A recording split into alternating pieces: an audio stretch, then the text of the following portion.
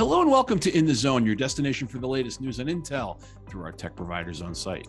Joining me today, as always, is Peter Krass, editor of Tech Provider Zone. In this special episode of Tech Provider Zone, Peter and I are going to take a closer look at the Metaverse. We'll cover what it is, why it's important to tech providers, and how the channel can make the most of this golden opportunity. Peter, let's get started just by talking about the Metaverse. And I want to start with a really simple question. What's the Metaverse? Yeah, thanks, Ed. I'd actually like to answer by saying what it's not. The metaverse is not a single technology, not a certain device that's being offered by a single company or service, even a single service. It's a collection of different technologies. And that includes things like virtual and augmented reality, AI, machine learning, blockchain, 3D modeling, a whole long list of technologies that are going to be combined together. And if they all work, they're going to create this thing we call the metaverse. Some of these elements are also part of what's being called Web3, especially blockchain and crypto and some of those things, which could very well be part of the metaverse, especially in a retail financial setting. Put them all together, and what you do get is this immersive 3D digital environment. And in that environment, users can interact both with each other and also with their surroundings. It's also a digital platform that links this virtual world with the physical world. For example, if I'm going to go to a retailer's metaverse site and buy a cotton t-shirt, presumably then, within a week, that t-shirt's going to show up at my house.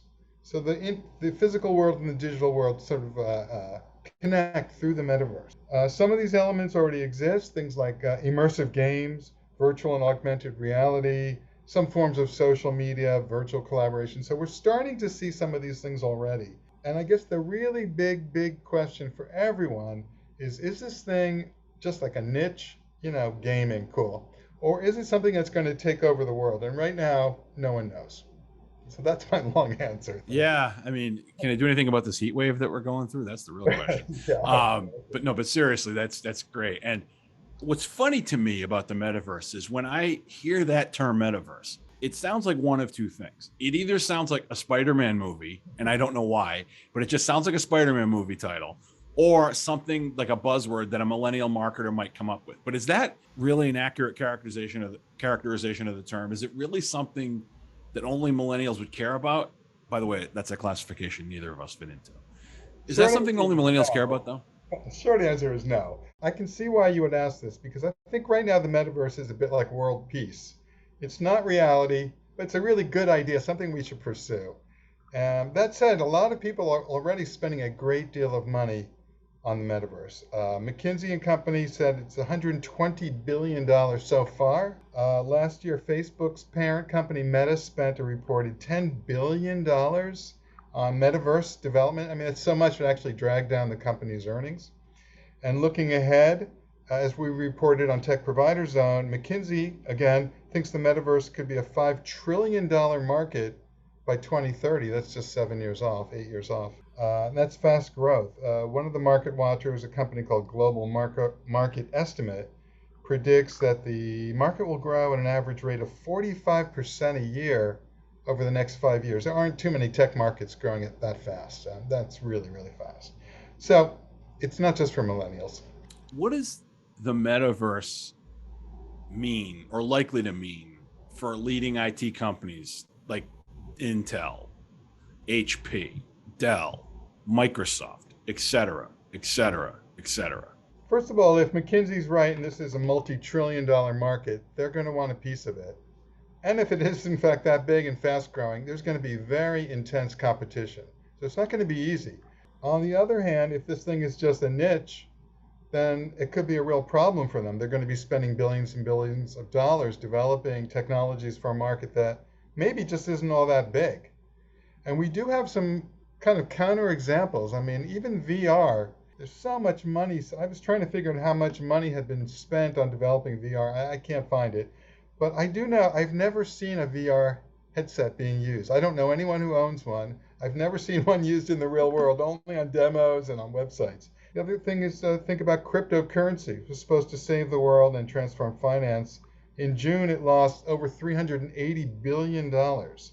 And one of the first publicly traded crypto exchanges, Coinbase, its stock is down 80%. So Just because there's a really cool technology and it appears to be innovative doesn't mean it will necessarily succeed. For these companies like Intel, Dell, HP, these guys, it's a big risk for them. It's a big bet.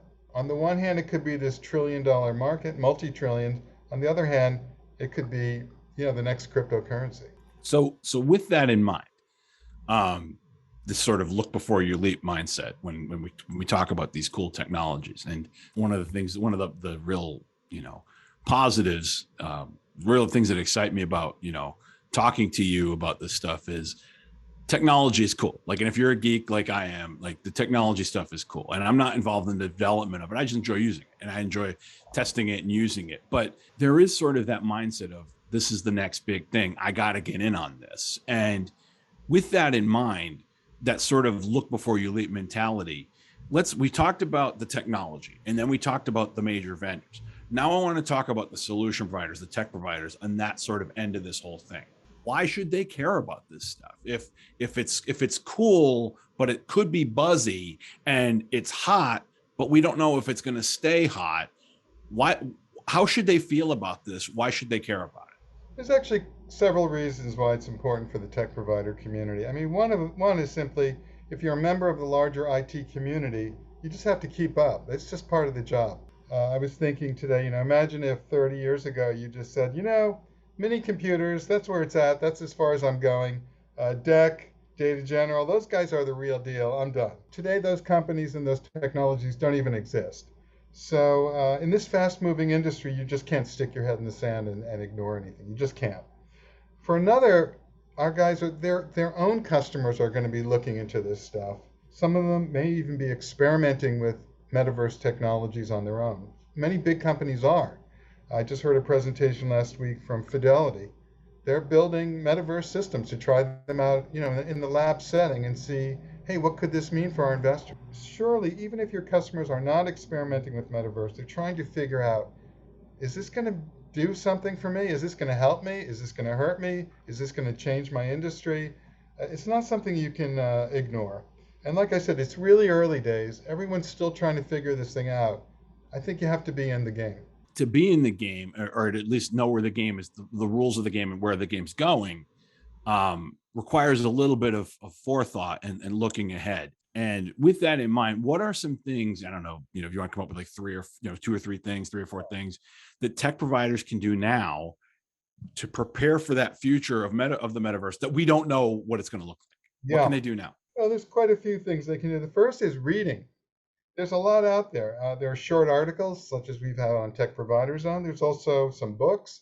There have been some very good reports from the consulting firms. I mentioned McKinsey. There's a good white paper out there from Deloitte from, I think, April.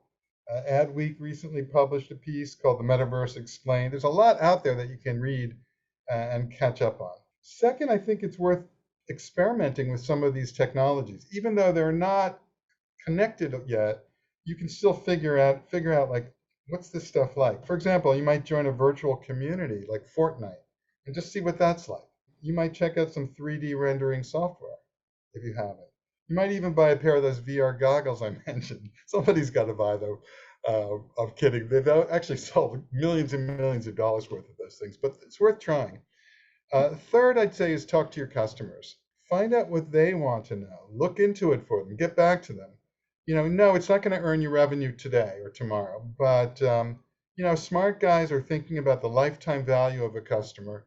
And if you want those customers to hang out with you for a lifetime, I think this is the kind of help you might want to be providing them now, helping them get ready for the future. Some of that stuff you mentioned just makes me think of like some of the stuff we talked about. It's like, the generational gap. And it's not even a gap. It's more like the evolution of this stuff. And it's like, the things that our kids are using now in school are the things that, they will be very comfortable with going forward. So to your point, getting in on the ground floor and sort of building that knowledge base at the beginning before you're so far behind the curve on this stuff that you will immediately look like you are behind the curve on this stuff. Like, it's still an emerging technology. To your point, there are a lot of explainer articles out there. There are a lot of sort of beginner level thought pieces that are, what is it, why it's important. And it's sort of honestly laid a lot of the skeleton for the questions I came up with to ask you today, because we're sort of at that sort of tipping point